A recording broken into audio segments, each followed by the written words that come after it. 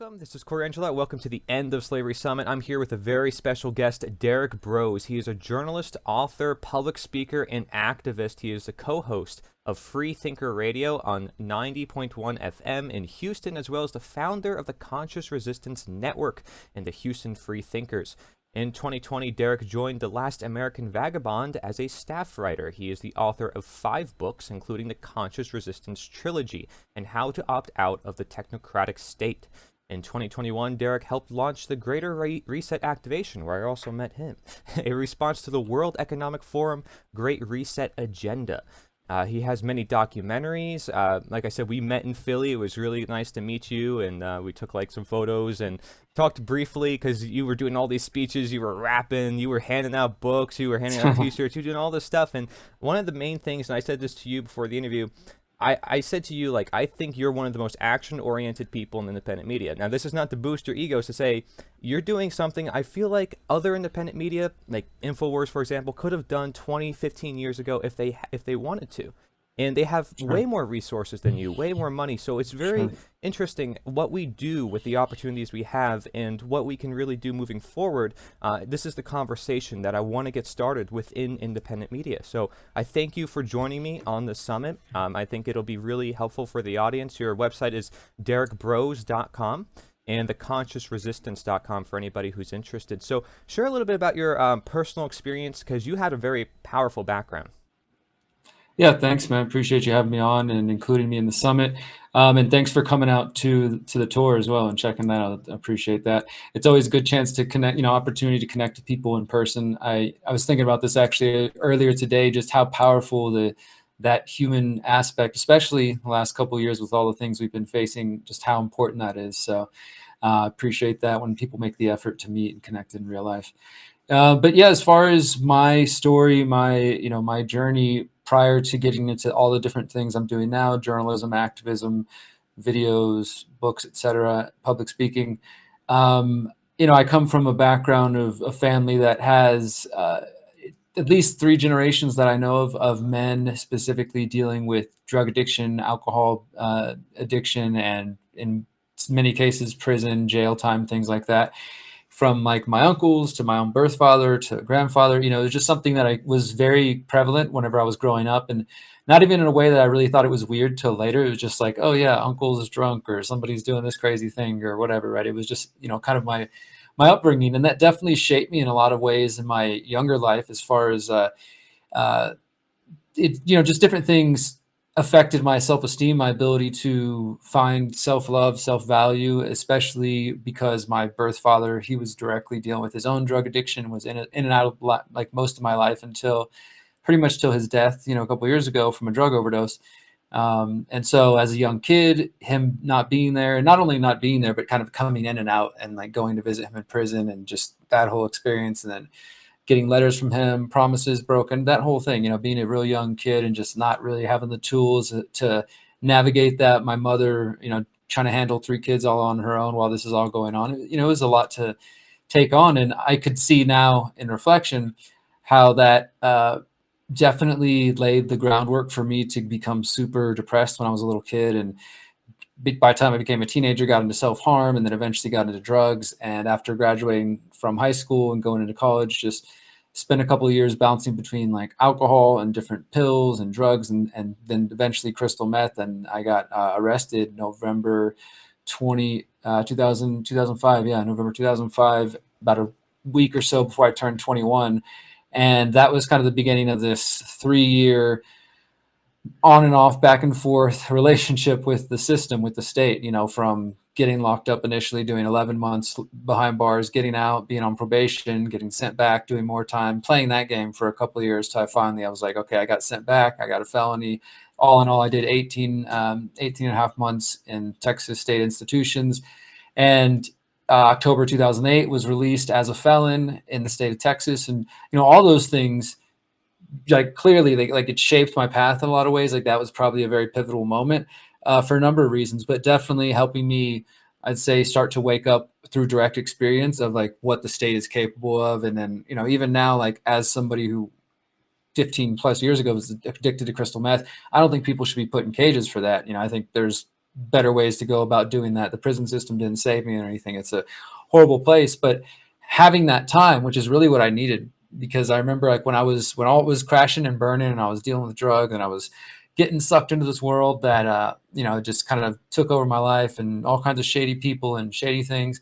When I was in the midst of that, there was still a piece of me that was like, what the heck are you doing? You need to get out of this. And I remember about a week before I got locked up, I was at my mom's house. I came back to her house after being gone for a while, and basically, long story short, she found me in this closet just kind of like sitting there on my knees crying, and she's like, son, like what the heck is going on with you? I was like clearly lost a lot of weight, not in a good place. And I remember just telling her, like, I need a pause, like I need everything to just slow down. It felt like everything was going too fast.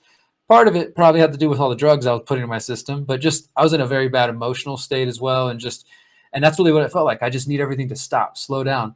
And then I got locked up and I got a pause of sorts, not in the way I would have, originally hoped for, wanted, but it was that space and that time, even in prison, it wasn't the place. It was that, okay, look, I know that I'm not going home till at least, 10 months from now. That was like the earliest I was going to get home once I got my sentence. So I was, I just basically chose to use that time to my full advantage. And I started doing like daily journaling, started getting my grandmother, who has always been like a spiritual kind of source in my life, to send me books on prayer and meditation. And, Zen Buddhism is kind of a place I started at. And just, while I was locked up, just started opening up in that way and started writing down my thoughts and really trying to figure out, like, how the heck did I get here? Why was I, thinking drugs was going to fix all my problems or whatever, right? And looking at the deeper layers behind that. So, like I said, it was truly pivotal for my journey. Fast forward to when I get out. When I get out, I'm a felon now. I can't get a job at certain places. I can't rent certain apartments in the city now because of having this X on my back, as bullseye, as some people call it when you get out. And I was just at the library all the time, applying for jobs, trying to find anything.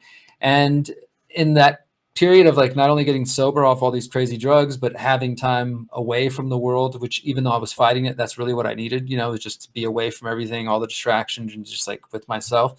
And in that period, also, it felt like this cloud of depression and sadness and chaos that I'd been dealing with for so long had kind of lifted. And for the first time, I was able to like enjoy a sunset, feel good about myself, just these things that I really, truly had never experienced in probably the first 20 something years of my life.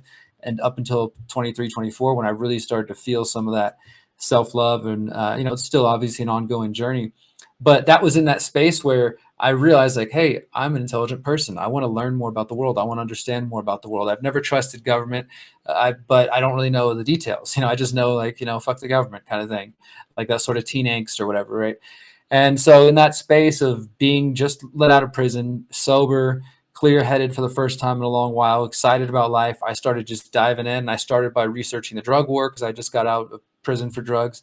And then from there, I read Rule by Secrecy by Jim Marrs and a few other books that just, down the rabbit hole. And, it's been a journey since then. Along the way, I got into journalism and started taking all that stuff seriously. But yeah, I don't think any of these things would have happened without, for whatever reason, me having to go through that first. Like I wish there was probably a different way, but it's been an interesting path at least. Yeah. Well, I remember, a lot of people's experiences from talking with them and these doing these interviews, and a lot of people describe similar feelings to you, where they had to go through this shadow work, is what they call it, where they have to address like some of their deepest traumas and really sit down with themselves at the seat of the soul and really just address their conscience, like, what is it that I'm doing and how could I move forward? So it is a common theme, and it's something that helps us learn a lot more about ourselves and the world around us. So for sure, and you mentioned basically what crime you did was victimless, right? And you also, I remember hearing from your experience in Philly when you were talking about it. You also talked about how you saw people in the prisons, and you felt like they didn't belong there, right? You felt like they were also in there for victimless crimes, and they didn't seem like they were supposed to be there. Or like you said, there could be better solutions to treat those absolutely. people. I mean, I feel like going to prison, spending any time, even if you just go to a county jail in some big city, I mean, those are horrible places themselves, like whether it's a night or, a month or whatever, right? It's not a fun experience, but you meet all kinds of people. So I feel like it's as silly as it might sound, it's actually like a an experience to broaden your culture, right? Because you're going to meet all kinds of people from all different walks of life, from like the white collar worker who got a DWI and just, somehow ended up there because he couldn't, find a lawyer to beat his case or whatever, right? Not used to being treated this way, to somebody who's like a career criminal and this is their 10th run through the system and they're on their way to the next, to the next prison, and then they'll be back on the streets in a year or two. And yeah, I mean, I met like 17-year-olds who were in there because they got caught with pills at school. And then Wow. now they're locked up with like, the big guys and anybody else who's doing actual crime and stuff. And and just other things that are really like big topics that deserve their own conversation, like things, for example, some people might not think about it, but it's just another way the system screws people over, like the, what is it called? The child support system. That I met a lot of men who are locked up behind child support, and some of them perhaps are legitimate claims of, again, legitimate based, what if you think that system itself is legitimate, right? But let's say that they came to a consensual voluntary agreement, and then one person's reneging on the agreement. This is the way they handle it. They lock them up. Basically, that's what happened. They'll just hold you in prison for 6 months. That's like the county jail. It's like the longest they can hold you, and then they'll kick you back out on the street. So even like if you're totally broke and you have a woman or an ex, because this happens with men and women, that's like filing on you. They can file child support, back pay on you, and if you don't have any money, they're just basically eventually going to come arrest you and then put you in jail for a couple months or whatever the judge sentences. I mean, it's just another huge rigging of that system. And so there's a lot of people in there, and there's a lot of brilliant minds, man. There's some definitely people who, if their minds were aimed in a different direction, but could be doing a lot of good in the world. And it also teaches you a lot of the harsh realities about life. I mean, some people have a really fucked up upbringing, and their way of thinking about life is totally different than maybe, this is one thing I realized, like, I totally believe in the concept and the reality of natural law and voluntarism and these types of principles. And I've also met people in prisons and just in life who couldn't give a shit about those things, and they'll use violence against you without thinking twice about it, right? And they don't care about your theory of this and your principles of that, or your, whatever.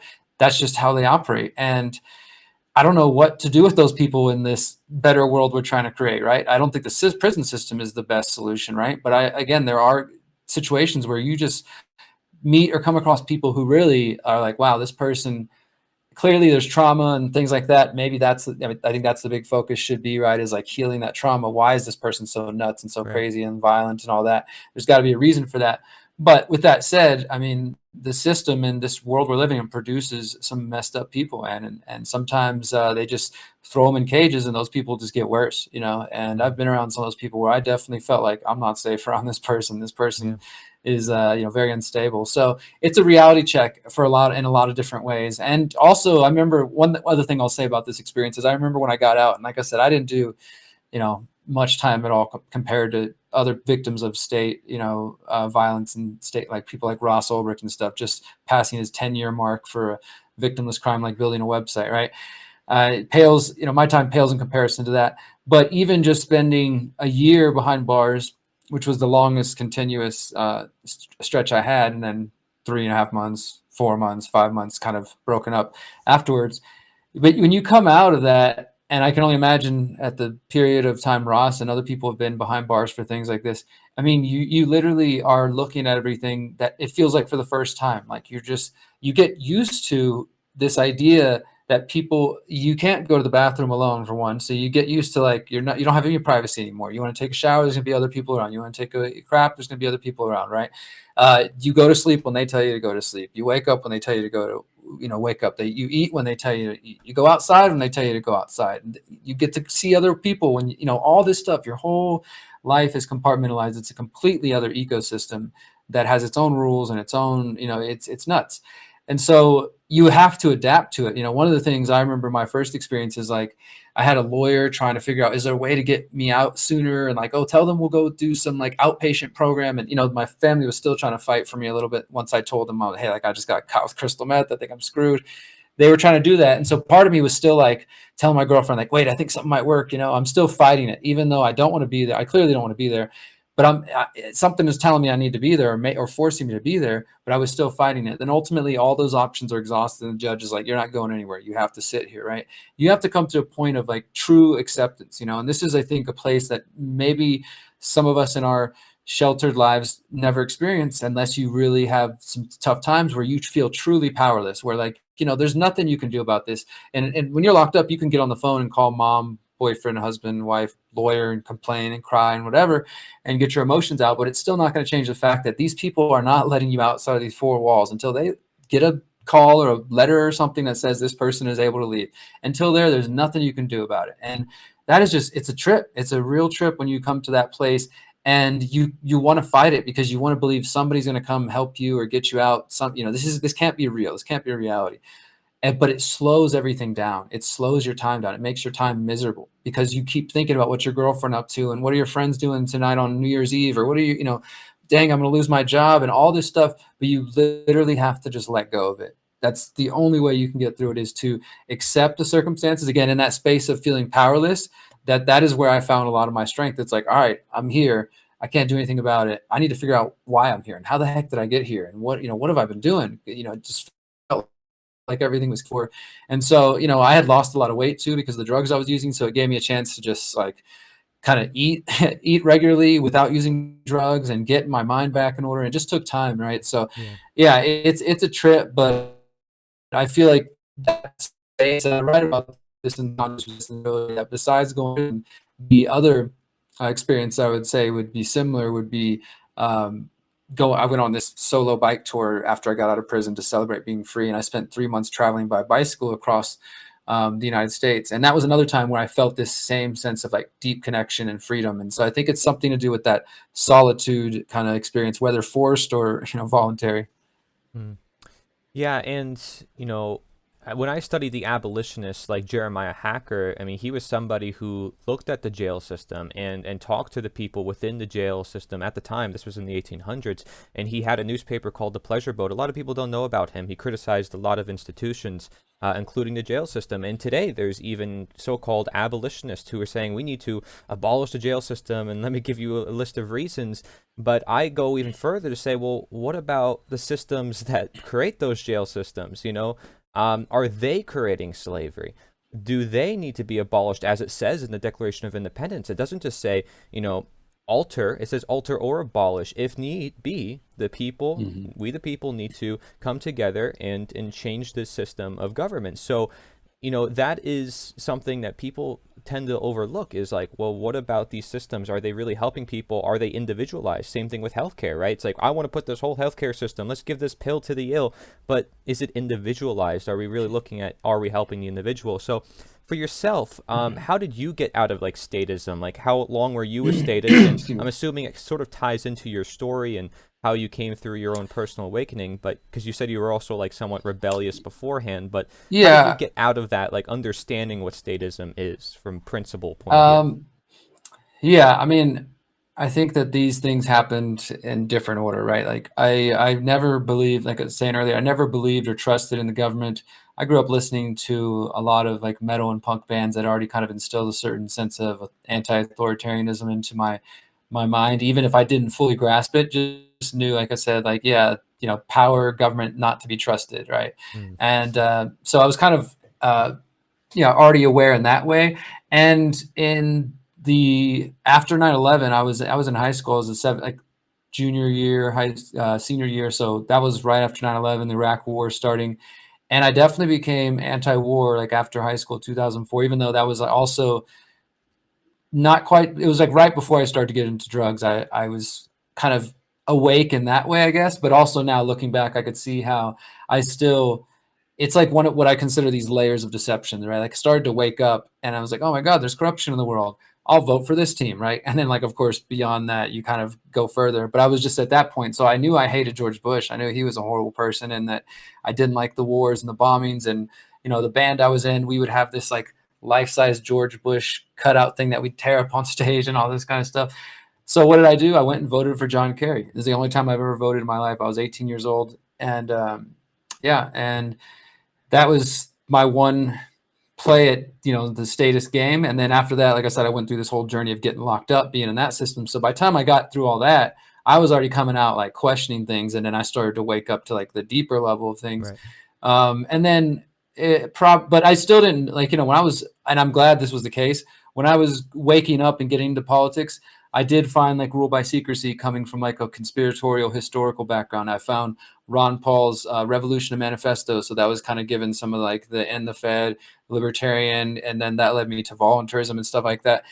And then I watched one of Alex Jones's documentaries. So I was kind of getting it from multiple places, right? But I didn't know anything about liberal, conservative, this, and I didn't grow up in a political home, which is, like I said, I think it's probably better that way for me because I wasn't like conditioned to think one side was good or bad or anything. It was just like so it wasn't hard for me to see, okay, both these sides are corrupt. I don't believe either one of these are going to help me after that. And then I started to understand like on a deeper level, like as far as like anarchism and voluntarism and what statism even means, and just looking at that world. And then I think also over the years my views on it have kind of dare I say matured a little bit, where in the sense I think that sometimes when, for those of us who find value in these principles and in this genre of the community, so to speak, I think I've seen this eagerness, and I think I had participated in this to some degree whenever I was a little bit younger, a couple years ago, that like you find the values and they make sense, It's like, what the hell? How can nobody see this? How come other people don't see this? It's so logical. It's rational. It's clearly this is the answer, right? And we can be real forceful on trying to shove it on other people, and then also anybody who doesn't see it is clearly just a statist idiot, right? Like, and I've seen a lot of that kind of mentality too, where it just becomes another perpetuation of the us versus them. And I do think that there's a space for calling out anti-principles and lack of moral behavior, obviously, and things like that. But I also have come to see over the years that there's a way to reach people too. There's a way to communicate the ideas that might not start with just calling them statist, because they Exactly. they pay taxes, or because they're extorted. You know what I mean? I feel like there's a way to go about it. And maybe this is more your approach and what you're aiming for with the summit, is like trying to educate people, right? As opposed to just like being, snotty, whatever at them. Like, you're such a statist idiot. I They're have still the human higher moral beings. ground. Yeah, exactly. We're all learning. But yeah, see, the abolitionists, the reason why I studied a lot of them is because, they had to end a cause that was currently happening worldwide, like economics. I mean, basically, chattel slavery is upholding all the governments of the world since its very foundations. And people did not know a reality without the slaves, picking the cotton. Like, who would pick the cotton? Who would build the roads, And it's like, well, if we let them free, there would be chaos and all these explanations for what would actually turn into a better cotton production and more innovation and more creativity and more freedom for all people. And I think their worldview, they came from it from a pretty spiritual background, which I would say is kind of similar to what we're doing, talking about universal, timeless principles. Some people would call that spiritual. They looked at it and say, like, hey, there's a government beyond men, and it's called God's government, and that's why these slaves deserve to be free, because they're just like you and I. It says it in the Declaration of Independence, we're all born with equal rights. So why can't they be free just like us? And Frederick Douglass was even talking about taxation at the time. Lysander Spooner was saying there were other forms of slavery that was occurring, not just chattel slavery. And it seems like a lot of that history just seems to be slightly buried. We see Aden Ballou start his own town, his own community, away from the government. Same thing with Josiah Warren, and a lot of people don't know who these individuals are. And you brought back a lot of individuals too. Wasn't his name Kopkin, right? In your book, you also Samuel talk about Conkin. him. Yeah, and you talk about agorism and sort of bringing communities together. You've also created freedom cells. Can you kind of just briefly describe some of the efforts that you've created to sort of, I guess, emulate creating those new systems for a free world? Yeah, and I'm really, it's great that you're name dropping these people, because if people don't know them, they should look them up, especially Josiah Warren. He's somebody else definitely that I've took a lot of inspiration from in my third book, part of the Conscious Resistance trilogy, talking about his communities that he built. And just there's a lot of history there that we can learn from. And that was sort of the inspiration for the community that I'm trying to build now. And also tied into that is the concept of freedom cells, as you mentioned. And, it's I'd say a new spin on an old tactic, which has been around for decades now. Typically, I would say probably more in left-leaning political activist circles, but really, I think a tactic that applies like across political boundaries, and that's just the idea of decentralized mutual aid groups. This is something that, again, a lot of people on the left will understand, because for one reason, I mean, I see it on both sides. Like, you'll see, for example, A lot of left-wing groups will work with organizations like Food Not Bombs, and they're an anti-war group that goes out and just feeds the homeless. And they operate in cities all around the country, all around the world, really, starting in San Francisco. And so this is totally decentralized. People just create these groups and say, hey, we're Food Not Bombs Houston or Food Not Bombs whatever. We're going to cook food, meet up in whoever's kitchen, and once a week we're going to set up here and go feed homeless people. And it just started to spread and proliferate all over the world. The idea being that rather than governments, we should come together in mutual aid. And if we're not going to depend, if we want people to recognize that not only governments are violent and immoral, but to not be dependent on them, which unfortunately a lot of people currently are, then we, might want to propose other alternatives or provide those alternatives. And I think that's really where community comes together. So I heard about this idea from my friend John Bush in 2015, originally in Texas. He was talking about this at the time, what he called the Central Texas Mutual Aid Society, that he was kind of envisioning wanting to build where he was at in Texas. And he started talking about, well, what if we got local decentralized groups who each start focusing on different skill sharing, knowledge sharing, preparation in part, like food storage, growing food, things like that, just gathering all kinds of skills. Also maybe self-defense, maybe if it's parents, they focus on homeschooling or raising the kids, right? It's kind of a concept that is meant to be unlimited in its potential and its use. It's really about how you apply it. It's just that idea of decentralized local groups coming together, mutual aid groups. What we added specifically is this concept of focusing on groups of 8, or there's some reasons behind that and some studies behind that, but it's also, we don't want people to get tripped up on like, oh my god, I have 7, I can't do it, or I have 10 people. The idea is just smaller groups. So let's say you end up with 15 people, then maybe if it makes sense, you split off into groups based on like, okay, well, who lives on this side of town, who lives on this side of town, let's meet once a week. The bigger group gets together once a month, something like that, right? The idea being that if there's too many people, things can get a little chaotic and difficult. If there's too little people, it can be difficult to do projects when it's just 1 or 2 of you. So we aim for 8, but ideally, whether you're, have 10, 15, whatever, that as these groups are growing in different parts of the country, individual cities, nations, and really around the world, as we've seen, thankfully, in the last 2 years, that we're creating this decentralized parallel network of people who are, to varying degrees, seeking to grow their own food, seeking to get out of the public school system, seeking alternative currencies and ways around the financial slavery, and like trying to what we call exit and build. This is a concept I wrote about in my book, How to Opt Out of the Technocratic State, that I published January 2020, right before COVID, talking about freedom cells, talking about this idea. And so we've been talking about it since 2016, 2015, 2016, and I've been doing videos on it for years and did the tours promoting it, back in 2017, 2018, and again recently. But it wasn't until when COVID happened that people really were like, oh my God, I need solutions. I'm tired of just talking about the problems. Right. And many of those people found freedom cells. And so we saw this network grow from like 1,500 online to now I think we just passed 34,000 people like through the website. And then there's thousands of people who have used the Telegram app to create local cells. And there's probably even more who are just doing it in real life who don't tell us about it, right? I mean, at this point, it's beyond just like I don't have a stake or a management or control over any of these cells, but they're popping up. They're really active in Australia. We've got like 20 or so that popped up in Mexico over the last year, all over the US, Canada, Portugal is active, Germany, India. Just it's really amazing. It's really just beyond like anything I imagined, because when you're writing something or putting the idea out there, you have hopes, but it's really just theory, right? But now it's like action, it's real world. And so that's the beautiful part, is at the very least, this concept in the website, freedomcells.org, and that's CELLS, like the cells in your body. Like each cell is powerful, unique on its own, performing its own task, but then together with the rest of the cells, it's collectively part of this bigger organism, this bigger network, which is you.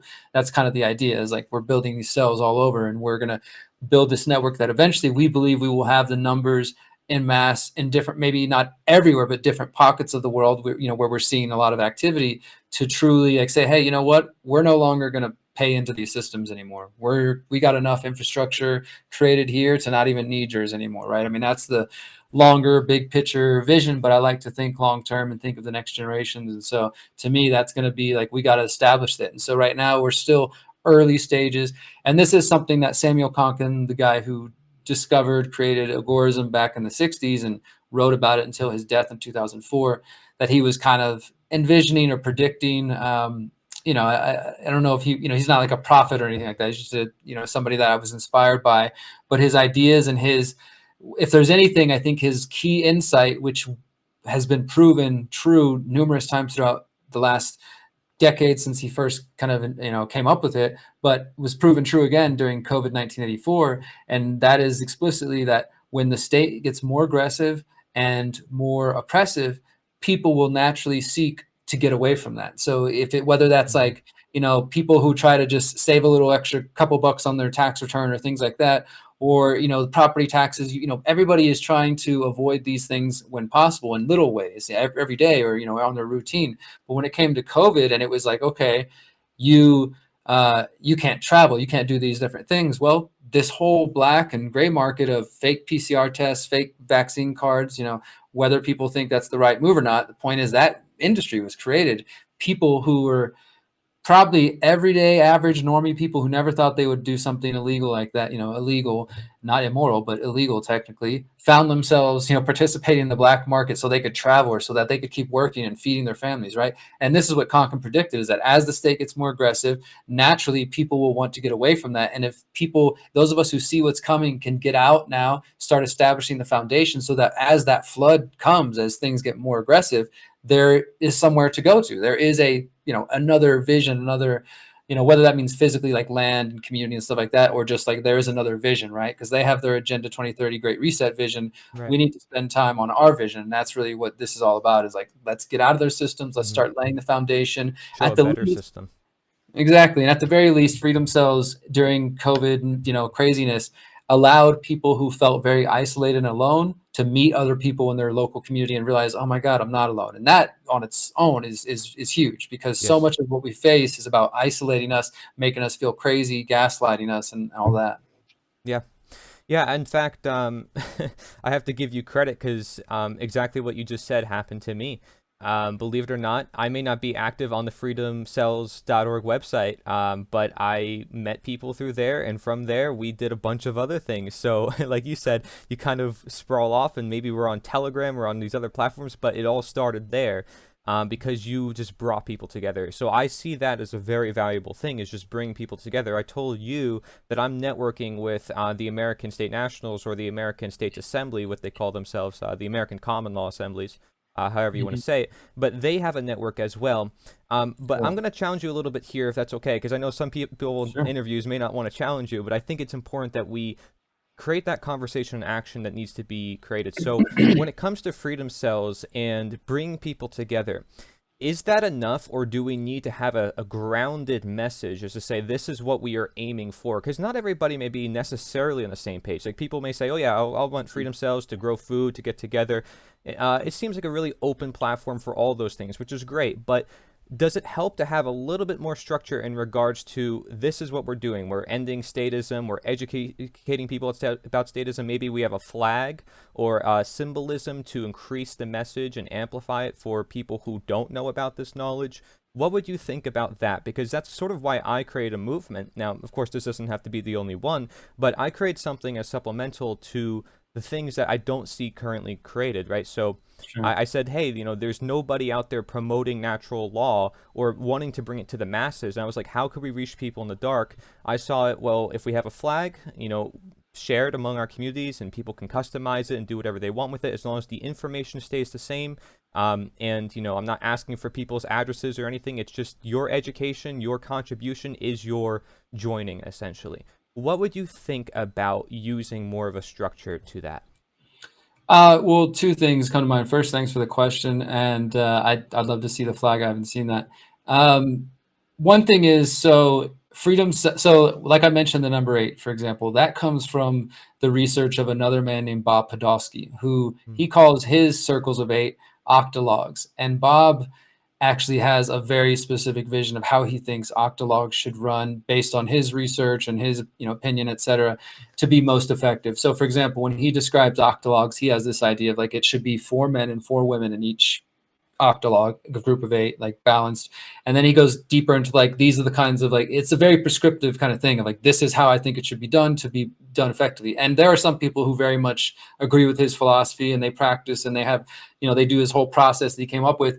So we were inspired by the number 8 based on his research and another gentleman, but we opted to leave out the specifics, not only because there are some differences of, views. He is, I think, in the same milieu of, moral opinions and stuff like that, but just a different approach. So we opted to keep it more decentralized and, not tell people how to organize their freedom cell specifically, right? Like, Right. hey, if you want to organize your freedom cell in consensus, that's cool. If you guys want to do it with sociocracy, then that's up to you. But as far as like having a unified goal, we definitely do, and I think it's been made more explicit in the last couple months. I didn't say this before, but we just recently in late August relaunched the second version of the website. We fixed a bunch of kinks that had been kind of holding it back in some ways, and we added new features and all kinds of fun stuff. There's now like the Agora marketplace. People can not only go on there and search the maps to find other people, but you can list your goods and services, and people can find and search you.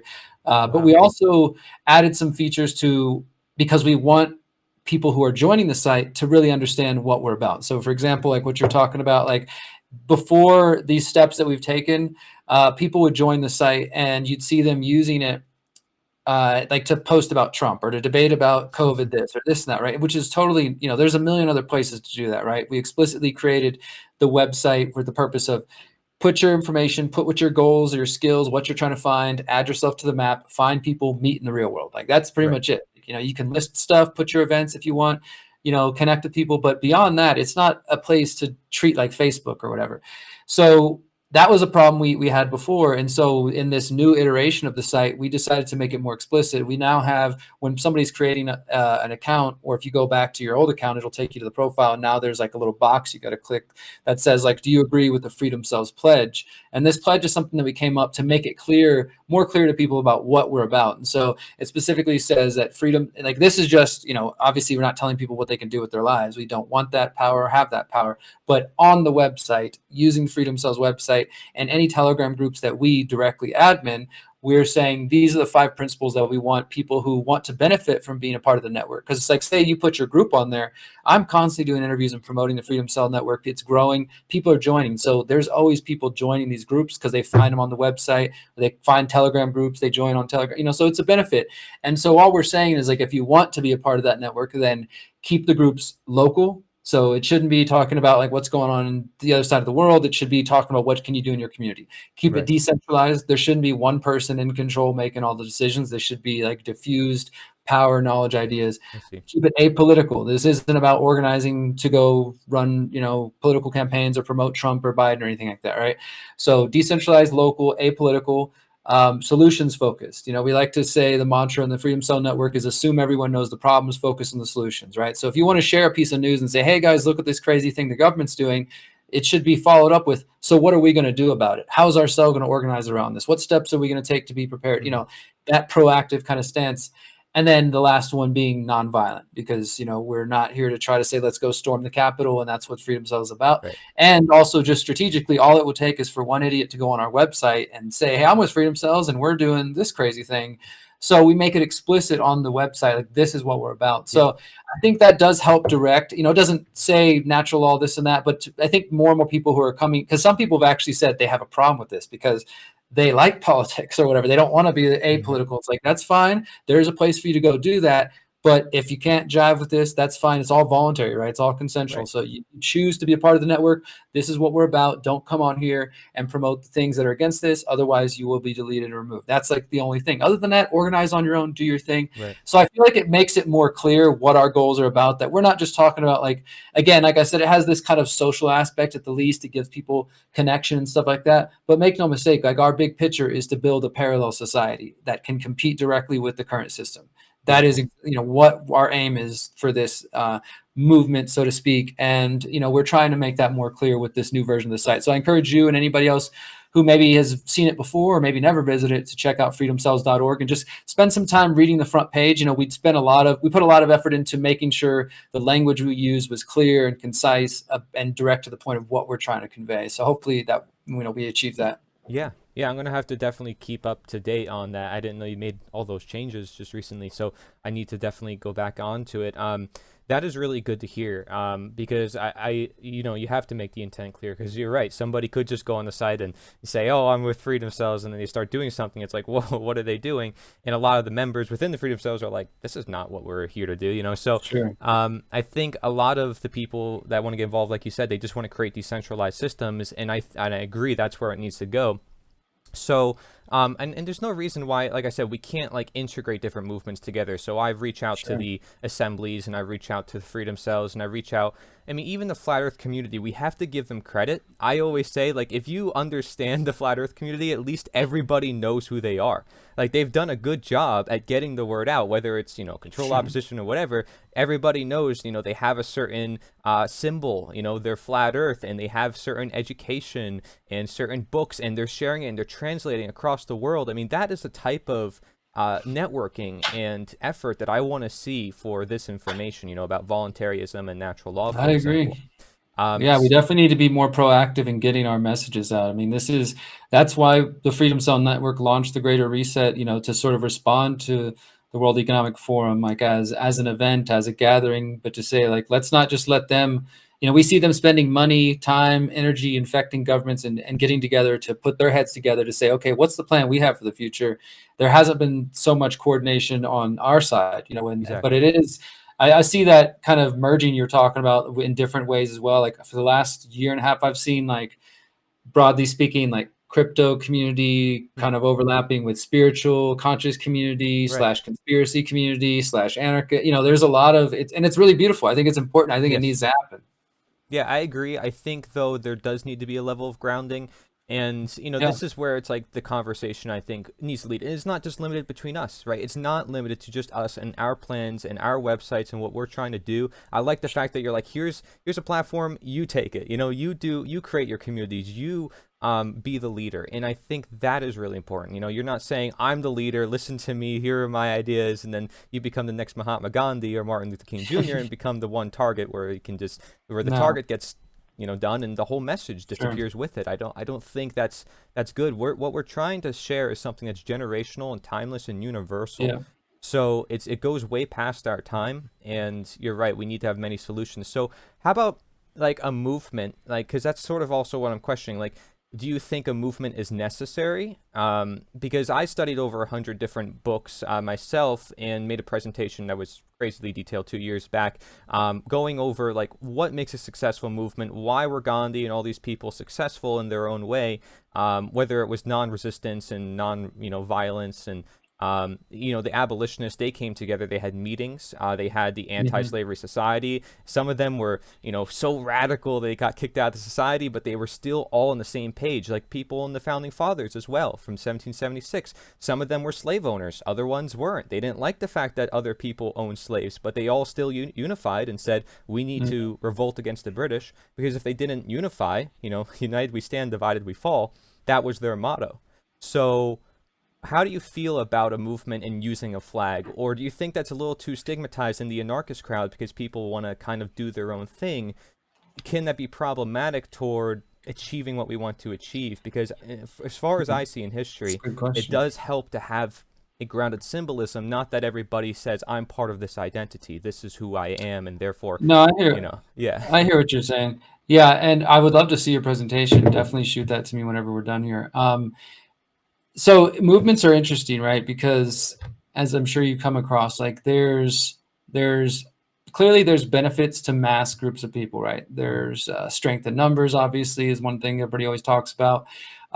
There's diversity of ideas and opinions, which is both a strength and a flaw, probably, Yeah. because that's where things start get confusing and muddy. Um, yeah, but that diversity can be lead to creativity and growth and all kinds of great things. The one major flaw, and I was kind of just with what I was saying a moment ago about the movement growing and overlapping, I see benefits and I see cons to that. One of the cons that people before us in learning from history, like for example, just as one example, one movement, Murray Rothbard writing about the growth of the American libertarian movement in the 60s. There was a period of time where Rothbard and Konkin, the guy who came up with agorism, and others were very active in the student movement in late 60s. This was like the birth of what would become libertarianism, American libertarianism, and voluntarism. And a lot of they were kind of the more modern current iteration post Tucker and Josiah Warren and everybody else, right, bringing his ideas back. And so you had this period where Murray Rothbard was creating his vision of libertarianism, and you had these young, disenchanted people from the right. You had kind of old right anti-war people, and then you had this new emerging new left that was anti-war. And so there was some overlap there for a while, right? And for 2 maybe 3 years, Rothbard had this journal that he called the Journal of Left and Right, and he had people from like students from Democratic Society and this group, right and left groups, coming on, putting their essays in there, and just was building a coalition. And they did 2 or 3 conferences. Like one of them was called Festival of Light, bringing left and right together. I can't remember the details, but it was a really, in my eye, like a very beautiful period of history, brief, beautiful period of history. Anyways, long story short, by the end of this period, as it collapsed, eventually, the differences were too great. There was a period where it was like that overlapping was happening. It was beautiful, right? But what Rothbard, kind of his final conclusion, and unfortunately, he sort of set the stage for what a lot of libertarians feel and think today, which basically, they partner mainly with the right wing, the conservatives, the Republicans. That's something that he pretty much established at the end of this period. He wrote this essay saying that big tent alliances like this were bound to fail because they get too diluted. And was basically saying, like, for his movement and the libertarians, what they were doing, their economic theories, Austrian economics, were so central to what they were doing that after a while, the kind of newcomers and their ignorance around economics and their lack of desire to learn about, like, the movement's tenets. It's like people join a movement and you're like, hey, well, our movement's about natural law and this thing and that thing. Some of the people were less interested in those details. They just wanted to be there for the social aspect, right, or to hang around or whatever, So he was just basically like, look, this is it. Like, there's no way to work with these people. They don't get economics. They don't get this. They might understand these things, but the differences are too great. We should focus on the right wing. And then that kind of set the stage. So that's just like one movement. But I say all that to say that I think that is a big danger too, is like, if, we built this movement around freedom cells, and now we have the Greater Reset happen. It happens every January. And this past event we did in Mexico, we had 400 people from 12 different countries, right? And a lot of these people just woke up during COVID times. They might not know, they haven't read the books you've read. They haven't read the research I've read. They're just now getting into things. They're still trying to understand critical thinking, maybe. Yeah. It's so new to them. And so many of these people, they aren't anarchists yet. They aren't voluntarists. Yeah. They don't understand natural law yet, right? So the movement has grown, but does everybody really get it? And that's kind of the balance, right? Like, it's like we can have numbers, but if the numbers are people who, when it comes down to it, don't really get the commitments, and you'll start to see that over time. Yeah, exactly. Like, because people will start to do things that you're like, hey man, hold on, what are you doing? That's that's a violation of non-aggression principle, whatever. And they're like, what the heck is that? I don't care about that. And then you're like, well, why are you here? You start to, those differences start to show themselves. So there is value, I would say, in making, if you're trying to build a movement, if that's your goal, the tenets clear of like, this is what we're about, keeping those things simple, I think, and understandable. They could be like, hey, here's a more fleshed out, deeper version for those who care, but here's the simple, straight to the point, what this is about for the average person to understand. Because at this point, like, with the work we're doing, we are reaching like soccer moms, people who like have no idea about they don't know Passio, they don't know these books, they don't know the occult, they don't know that, it's all new to them. So I've personally took it as like a lesson to like, how do I communicate with more people, different audiences, right? I learned this on going on tour as well, different audiences every night. You have to, like, different crowds, different countries, they're different cities, states. It's not like the same thing every night. So there's a way to go about it to like still be your authentic self and reach people, but do it in a way that they're going to be receptive to it. And I think that's something to consider too when building movements. There is a way to bring people together who have disparate opinions and not, BS everybody just to try to make it work, but it's the way you communicate things does matter, right? Because I can go into one crowd and talk about anarchism and have them interested using the term anarchism, et cetera. If I'm like, okay, they get it, they understand, I don't have to spend time explaining, no, this is what anarchism really is, or this is what, natural law means. But I can go into another room and I can read the crowd and say, that's probably not going to go over well. I'm just going to explain the concepts and the principles without ever saying anarchism or voluntarism or natural law. And they're like, yeah, this makes perfect sense, right? So it's all about that too. I mean, so when you're trying to build movements, it's a delicate process, man. Trying to herd cats really is what it is. You made really good points, dude. And this is why I call myself an abolitionist on purpose rather than an anarchist to people who are new to this, because it comes up with a surprise reaction. They question, like, what is that? And it makes them automatically look at the morality if they do know about it. because it's talking Mhm. about slavery. It's saying this is something that's used before successfully to end one form of slavery. Well, what about the other forms that are present, particularly political slavery that we're talking about? Um, so yeah, I think your thoughts were really on point there, and there's nothing I would disagree with when it comes to that. And I think there is just too many factors involved, but it depends on the individual. The way I look at it is that the truth is the truth, and as long as it gets out to people, it will do its own bidding, Mhm. and things will sort of sort out on its own. And that's sort of how I look at humanity's evolution as well. If there's knowledge that is destined to get into humanity's hands, as long as we can get that knowledge out, things will discern and people will naturally learn what they need to do. So for me, it's like a movement is necessary just to get the ideas out, not to organize protests, not to organize anything, but to get the ideas out. And then from there, the ideas will naturally lead to the action. So I call it sort of like a natural change. And this is, I break it down 4 steps. I want to get your honest views on this because, like I said, I want this conversation to be started in independent media more, rather than focusing on the news based and what's just rising to the surface, because that's easy and everybody talks about it and Mhm. that gets all the clicks. I get it. I'm not in it for the clicks. I'm here to make a change, and I'm here to make that, I've been in independent media like you, and you've seen all these news stories every day, probably a lot more than me. You've been doing this probably way longer than me, but as it is, I got sick of all the fear, like, oh, World War III is going to Oh happen. yeah. Oh, all these zombies and people are going crazy. And it's like, well, okay, but what could we do about it? And people say that in Yeah. the comment sections. You go to the comment sections and people are like, I want solutions. So the way I look at it is, number one is representation, which I call the overlooked step. Okay, there's 4 steps, really simple. Representation is a flag or symbol or material that leads to information that is created by individuals, of course. Number 2 is education, which comes from the materials naturally. That's what the materials lead to. That's what the movement represents. Movements represent ideas. People represent ideas. The ideas matter more than the events and the people because the ideas are universal and timeless. Mhm. That makes a movement even more powerful, by the way, because not a lot of movements are based on universal and timeless ideas. And like I said, most of them require signatures and people's addresses, and all this sorts of stuff. Where it's like, Mhm. what if it's just about the ideas? What if it's just about education?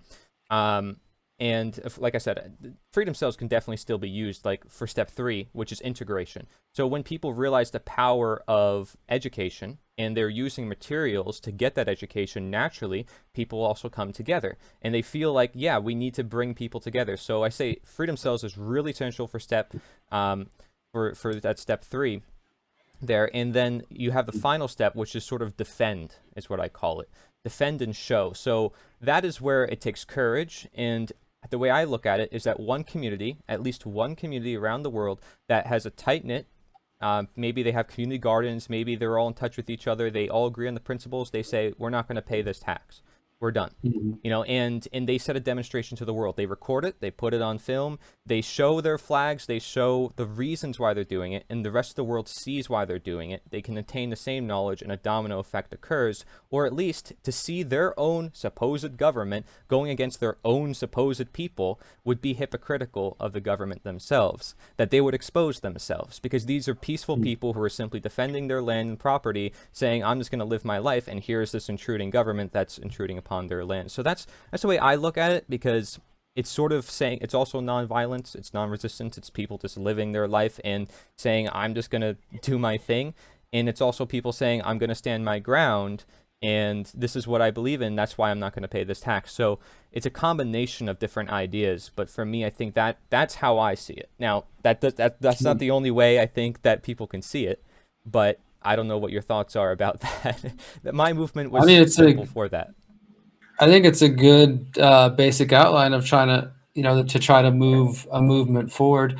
I think people have all kinds of perceptions or feelings around flags, and personally, I don't think I inherently have a problem with like a piece of cloth with a symbol on it or color, right? Or because that's like what is it really, right? Like, because I'm thinking like, okay, you get emotional reactions like, oh yeah, the U.S. flag, stuff like that. Like there's connections, right? Or people get the other way, like, oh my God, my country, right? It very much Hmm. has that. Larkin Rose and other people have talked about this, like the religious kind of aspect of it. You Yeah. have like the sacraments, and you have all this kind of stuff, right?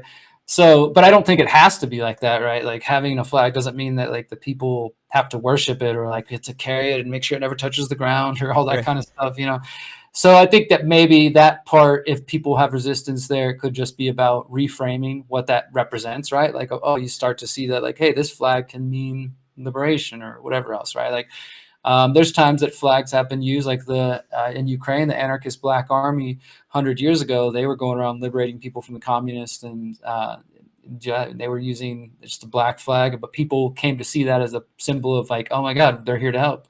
So yeah, I think that's interesting. And then of course, like, yeah, you have to have content, material, information. I mean, this is why a lot of the movements that are out there right now, whether those are movements dedicated to political parties or like you see the like Revolutionary Communist Party kind of cults running around the U.S., these people always show up to events. Any event that they think is like going to have radical people there, they'll show up. You'll see a couple of them, and they're just passing out their flyers like, "Hey, you're concerned, with this issue? Join our revolution." It's like, they're recruiting for their movement or cult, if whatever you want to call it. But I mean, that kind of idea is important. Like if you're trying to recruit and Yeah. build something, then yeah, you need to have material and information. This is something I did years ago when I started the Houston Freethinkers. I mean, it was really just like a kind of amorphous community that we held meetings once a month, and at those meetings, whoever showed up was the Houston Freethinkers. And sometimes that was 60, 70 people. Sometimes it was 10 or 15 people. And we decided, hey, what activities do we want to do this month? And we set a whole calendar of things, and whoever showed up to those things, again, was the Houston Freethinkers. It was more of like an idea. Anybody could be there. Anybody could show. You didn't have to pledge any allegiance or give up any allegiances to anything. It was just like, these are Right. people who are coming together to focus on solutions. And we had material that we would give out, like, hey, are you somebody who's disenchanted and looking to get connected with other people and you want to do something, come find us. We had like this motto, making it cool to give a shit, since 2010. Like that was our theme. We were trying to get across to people, especially in the city where there's a lot of people looking for something like that, wanting to belong, right? I took it because I think, to add to your point, like when building movements, you were talking about like flags and things like that. As silly as it is, our human minds, like a logo, a powerful symbol goes a long way too, right? I mean, like we had this, when we were starting the Houston Freethinkers, we just had this simple logo that was just like a pair of hands breaking chains. Mm-hmm. And we just put, the Houston Freethinkers and the words "find us" below it with the website, and just tried to keep it kind of mysterious. And we would go put up these posters all around the city, just because my mind was like, I want the young rebellious mind who like doesn't trust the system, who's just walking down the street and just sees that and it's like, holy shit, I need to know who those people are, right? Like that Yeah. was kind of the thing, is like I wanted to build a movement, build people like who are going to be questioning and thinking. Good So idea. yeah, I think you got a pretty good That's a good idea. list there, an idea, man. Yeah, like I just look at it like, what if the "Do Not Tread on Me" flag had a website in the corner? I mean, how much knowledge would people have about freedom, right? But of course, that was from the 1700s. So I looked at it as like, what if you can combine the old and the new and make it to where you're Sure. sharing the information at a larger scale? And if people take it as a cult, that's not on my behalf. I didn't do that. It's other people who Yeah. did that. And as long as the knowledge gets out there, the truth gets out there, to me, I think, like I said, that leads the way. Also, the way I look at a flag is it would remind the generations of where they got where they are, or what they need to keep uphold through the generations. So like people would look at the American flag and remember, oh, American Revolution, for example. But they don't really have a source of knowledge to really say, why did they do that revolution? And there's no footage of the revolution, so nobody can really affirm any of the statements or what exactly happened at that time. But Yeah. since we do have technology to our benefits, and we have websites, and we can put it on flags, to me, I sort of envision that usage to uphold knowledge through generations, and show like, this is why you're free, like, not because of some parchment, but because that flag represents something that helped people come together to create that possible change. And I like how you said, you put different things out there too. We do it all the time. Tattoos, symbols, there's symbols everywhere. Mhm. And we can't get away from it, because art is sort of part of connecting ideas. So, but yeah, this is really interesting as a conversation, and I'd love to see it elsewhere. Like, I'm against the idea of protests and rallies personally, and some people might want to start rallies. I would like to see some independent creators, maybe some that have hundreds of thousands, to just start an event, and I think a lot of people would show up. You're going around the tour around the country, and you're finding out, like, we were in Philly, the room was packed full of people. It was amazing to Yeah. see, and the networking that was happening there was incredible, and there was a lot of people I got to talk to after that. That is something I think so much more of independent media can do, because I see they're bragging sometimes. They're like, we have more viewers than CNN, we have more viewers than the mainstream media. And yeah, there's a lot of people who care about freedom, a lot of people who care Hmm. about these ideas. But it's like, okay, so Got to let's activate do them. something. Yeah, let's not drive a tank Yeah. around Austin, Texas with a megaphone screaming at people. Maybe we can actually gather people together. And again, I'm not attacking independent media. I think everybody has done great job. Infowars, they've helped so many people, right? I'm not gonna diss them and say they haven't done anything for humanity. They've done a lot more than most people would ever do. And if I don't But like it's something, important I'm to gonna call create out it the myself. inaction. It's important to call out the inaction, though. I mean, Yeah. like I have definitely made some videos and some content over the years talking about this, and even like, I mean, it's a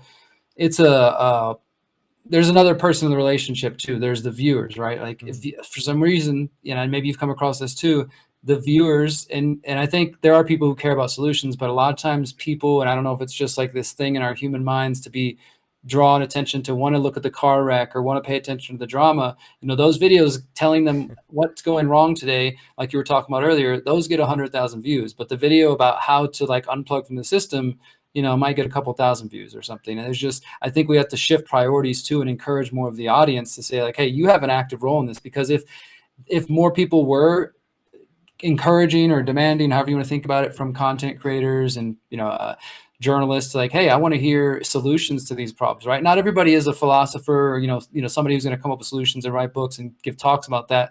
I get that. Everybody has a different role to play, but there still is a I think, room and space to say, look, I've given you all the information I can give you at this point. If you're not doing anything about it at this point, you're just treating me like, I call it conspiratainment, infotainment, and some people treat it like that. They're like, oh, what's Corey up to today? Okay, what's Mark up to? Okay, what's Derek up to? What's Max up to? They just like flip through it like Netflix or anything else, Yeah. but are they doing anything about it? That's what my, concern. And so there's both sides. The people listening could, say, hey, I want to see more solutions.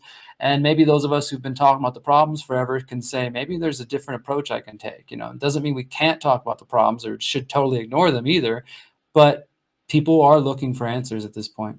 And I encourage people to check out your works, though, because you are focused, like I said, more so on action than a lot of other creators that I know. So people can go to your channel and be like, I'm curious, I want to take action. And then from there, they can go in real life and meet people, as I have. And when you see that in action, it's beautiful, because you meet people and you find out their experiences, and then you actually build that reality. You can actually start to envision it. Instead of thinking, oh my gosh, like you were talking, like this doomer, defeatist mentality, like we're all done, there's no hope left for humanity. You start to actually have hope because you're building it yourself and you're seeing it in action. So like showing by example, walking the talk, that what you're building, I think, is incredible, and I definitely want to continue to get involved with that. So thank you so much, man. Really.